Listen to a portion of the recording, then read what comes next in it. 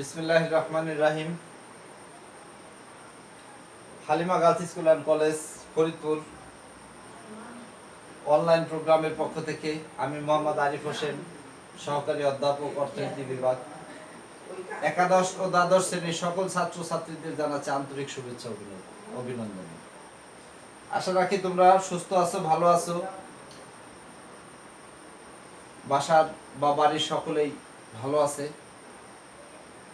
আজকে আমরা অর্থনীতি প্রথম পত্রের চতুর্থ অধ্যায়ের পূর্ণ প্রতিযোগিতামূলক বাজারের স্বল্পকালীন ভারসাম্য নিয়ে আলোচনা করব ইনশাআল্লাহ। অত্যন্ত গুরুত্বপূর্ণ একটি টপিক, যেটা প্রতি বছরই এই চতুর্থ অধ্যায় থেকে প্রশ্ন হয়। তা একটি গুরুত্বপূর্ণ একটি প্রশ্ন হচ্ছে পূর্ণ প্রতিযোগিতামূলক বাজারের স্বল্পকালীন ভারসাম্য। আগে আমরা জানি পূর্ণ প্রতিযোগিতামূলক বাজার কি। পূর্ণ প্রতিযোগিতামূলক বাজার হচ্ছে এরূপ একটি বাজার যে বাজারে অসংখ্য ক্রেতা, অসংখ্য বিক্রেতা একটি সমজাতীয় পণ্য একটি নির্দিষ্ট দামে ক্রয় বিক্রয় করে, তাকে পূর্ণ প্রতিযোগিতামূলক বাজার বলে। পূর্ণ প্রতিযোগিতামূলক বাজারে এই সংজ্ঞার মধ্যেই শর্ত বা বৈশিষ্ট্যগুলো নিহিত।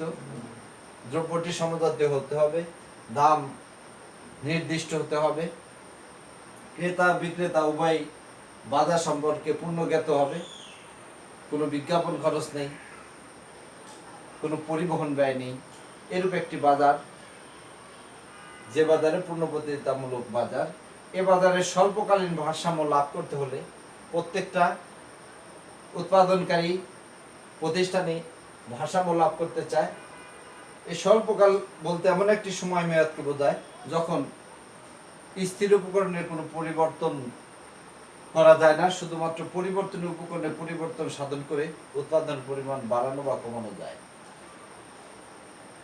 এই পূর্ণ প্রতিযোগিতামূলক বাজারে স্বল্পকালে ভারসাম্য লাভ করতে হলে একজন বিক্রেতাকে তিনটি অবস্থার সম্মুখীন হতে হয়। এক, স্বাভাবিক মুনাফা।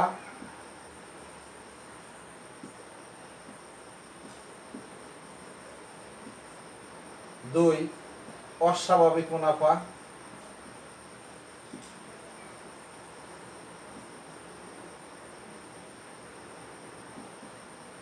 তিন, ক্ষতি স্বীকার করে উৎপাদন।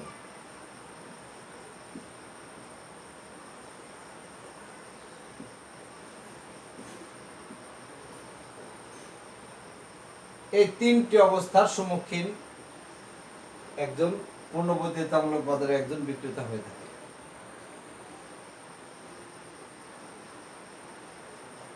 পূর্ণ প্রতিযোগিতামূলক বাজারে স্বল্পকালে ভারসাম্য লাভ করতে হলে স্বাভাবিক মুনাফা, অস্বাভাবিক মুনাফা এবং ক্ষতি স্বীকার করে এই যে উৎপাদন, এই তিন অবস্থার সম্মুখীন হয়।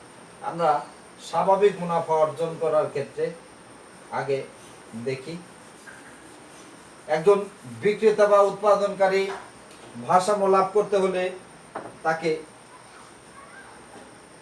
ভারসাম্যের শর্ত অনুযায়ী দুইটি শর্ত পূরণ করতে হয়। একটি হচ্ছে এমআর আর এমসি পরস্পর সমান হবে, এমআর আর এমসি পরস্পর সমান হবে, এবং দ্বিতীয় শর্তটা হচ্ছে এমসি রেখা গ্রেটার দেন এমআর রেখা, অর্থাৎ এমসি রেখা এমআর রেখাকে নিচ দিক থেকে ছেদ করে উপর দিকে যাবে। এটা হচ্ছে ভারসাম্য শর্ত। স্বাভাবিক মুনাফার ক্ষেত্রে স্বাভাবিক মুনাফা কখন হয় তা আমরা একটি চিত্রের সাহায্যে উপস্থাপন করতে পারি। পূর্ণ প্রতিযোগিতামূলক বাজারে রেখাচিত্রের মাধ্যমে আমাদের পূর্ণ প্রতিযোগিতামূলক বাজারে আমরা জানি পূর্ণ প্রতিযোগিতামূলক বাজারে দাম নির্দিষ্ট থাকে। পি সমান সমান এ আর সমান সমান এম আর। এটা হচ্ছে পূর্ণ প্রতিযোগিতামূলক বাজারের দাম রেখা, গড়াই রেখা এবং প্রান্তিকা রেখা ভূমি অক্ষের সমান্তরাল হয়। ধরে নিলাম ওপি হচ্ছে দাম বা ওপি জিরো হচ্ছে দাম। ওপি জিরো দামে আমরা দাম রেখা, গড়াই রেখা এবং প্রান্তিক রেখা পেয়েছি। আমরা জানি ভারসাম্য লাভ করতে হলে ফার্মের প্রান্তিক আর প্রান্তিক ব্যয় পরস্পর সমান হতে হবে। আমরা জানি এমসি রেখা নিচ দিক থেকে সেট করে উপর দিকে যায়। MC marginal cost, marginal cost. MR রেখা এমসি রেখা পরস্পর ধরে নিলাম সেট করেছে এ বিন্দুতে। এ হচ্ছে উৎপাদনকারী ভারসাম্য বিন্দু, যে বিন্দুতে ভারসাম্য উৎপাদন হচ্ছে ও কিউ জিরো এবং ভারসাম্যের দাম হচ্ছে ওপি জিরো। এই ওপি জিরো দামে ও কিউ জিরো উৎপাদন করে স্বাভাবিক মুনাফা অর্জন করে, অর্থাৎ এমআর আর এমসি পরস্পর সমান হয় এবং এমসি রেখা এমআর রেখাকে নিচ দিক থেকে সেট করে এই বিন্দু দিয়ে উপরের দিকে চলে যায়। সুতরাং এই বিন্দুই হচ্ছে উৎপাদনকারী ভারসাম্য বিন্দু। এখন ভারসাম্য বিন্দুতে তার স্বাভাবিক মুনাফা অর্জন করার ক্ষেত্রে, অর্থাৎ তার মোট আয় এবং মোট ব্যয় পরস্পর সমান কিনা তা জানার জন্য আমরা আরেকটি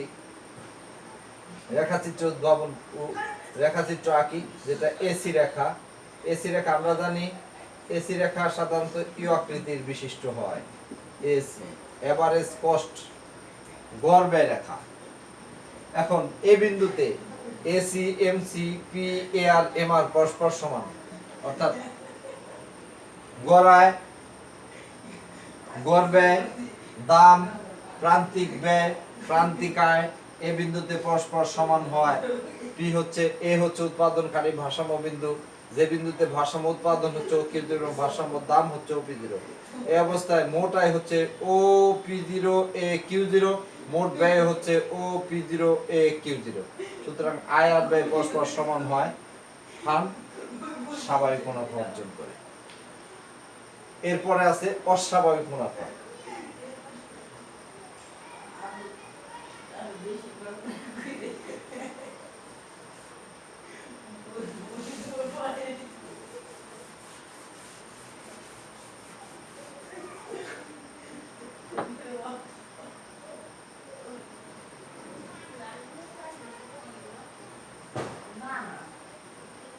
অস্বাভাবিক মুনাফা, অস্বাভাবিক মুনাফা, অস্বাভাবিক মুনাফা যখন স্বাভাবিক মুনাফার চাইতে অতিরিক্ত মুনাফা অর্জন করে একটি ফার্ম, তখন তাকে অস্বাভাবিক মুনাফা বলে। সে ধরে নিলাম কোনো দ্রব্য সামগ্রী উৎপাদন করতে খরচ হয়েছে 100 টাকা এবং তা থেকে আয় হয়েছে 120 টাকা। সুতরাং 120 থেকে 100 টাকা বাদ দিলে বাড়তি যে 20 টাকা থাকবে, সেই 20 টাকাই হচ্ছে অস্বাভাবিক মুনাফা। অস্বাভাবিক মুনাফার পূর্ণপ্রতিযোগিতামূলক বাজারে একটি ফার্ম অস্বাভাবিক মুনাফা অর্জন করে, তা একটি চিত্রের সাহায্যে আমরা ব্যাখ্যা করতে পারি।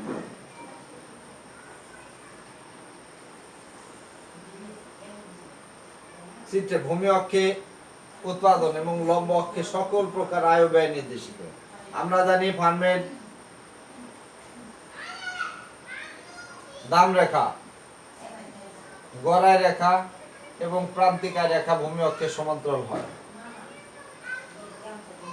ভারসাম্যের শর্ত হচ্ছে এমআর আর এমসি পরস্পর সমান এবং এমসি রেখা এমআর রেখার নিচ দিক থেকে সেট করে উপর দিকে চলে যায়।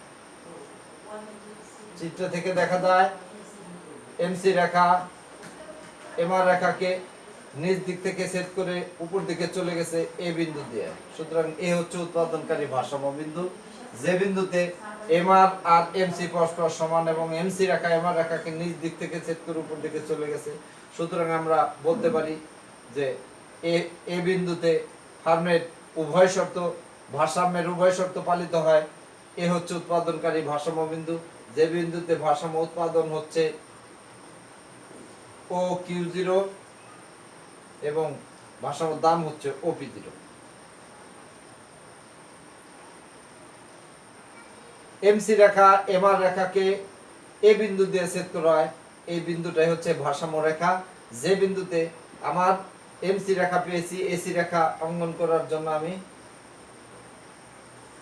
ইউ আকৃতির একটি বিশিষ্ট রেখা, যে রেখাটা ওপি অন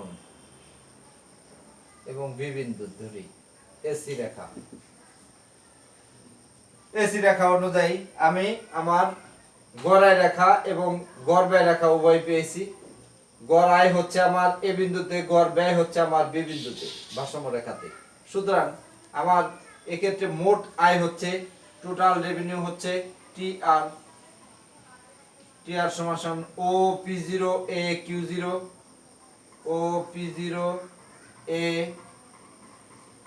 কিউ জিরো, এবং মোট ব্যয় হচ্ছে, টোটাল কস্ট হচ্ছে O P on B Q zero, O P on B Q zero.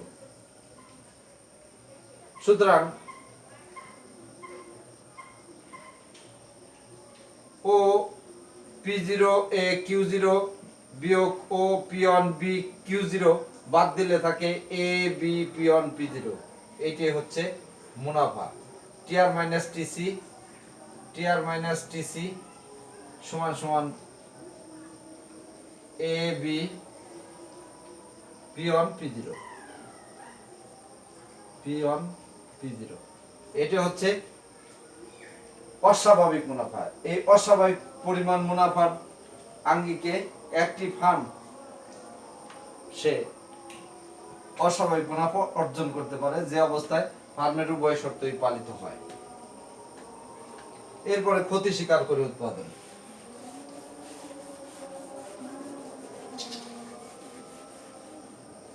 ক্ষতি স্বীকার করে কখন উৎপাদন করে? যখন একটি ফার্ম তার নির্দিষ্ট পরিমাণ, যে পরিমাণ ক্ষতি হয় তা কাজ ফার্ম বন্ধ রাখলে যে পরিমাণ ক্ষতি হয়, আর যদি চালু রাখে তাহলে তার চাইতে যদি কম পরিমাণ ক্ষতি হয়, তখন সে ক্ষতি স্বীকার করেও উৎপাদন কার্য চালিয়ে যায়। ক্ষতি স্বীকার করে উৎপাদন করে উৎপাদন। এই অবস্থাটা ব্যাখ্যা করার জন্য আমরা একটি চিত্রের আশ্রয় নিতে পারি। চিত্রে ভূমি অক্ষে উৎপাদন এবং লম্ব অক্ষে সকল প্রকার আয় ও ব্যয় নির্দেশিত। আমরা জানি ফার্মের দাম রেখা, গড়াই রেখা এবং প্রান্তিক আয় রেখা ভূমি অক্ষের সমান্তরাল। এই অবস্থায় আমরা এমসি রেখা এমআর রেখাকে নিচ দিক থেকে ছেদ করে উপর দিকে চলে গেছে। অতএব ধরে নিলাম এই বিন্দুতে ফার্ম ভারসাম্য লাভ করেছে, যে অবস্থায় এমআর আর এমসি পরস্পর সমান এবং এমসি রেখা এমআর রেখাকে নিচ দিক থেকে ছেদ করে উপর দিকে চলে গেছে। এই ক্ষতি স্বীকার করে উৎপাদনের ক্ষেত্রে এসি রেখা গ্রেটার দেন পি রেখা হয়, যে অবস্থায় যে পি রেখাটা পেয়েছি ও পি জিরো। এখন গড় ব্যয় রেখা ব্যাখ্যা করার জন্য আমরা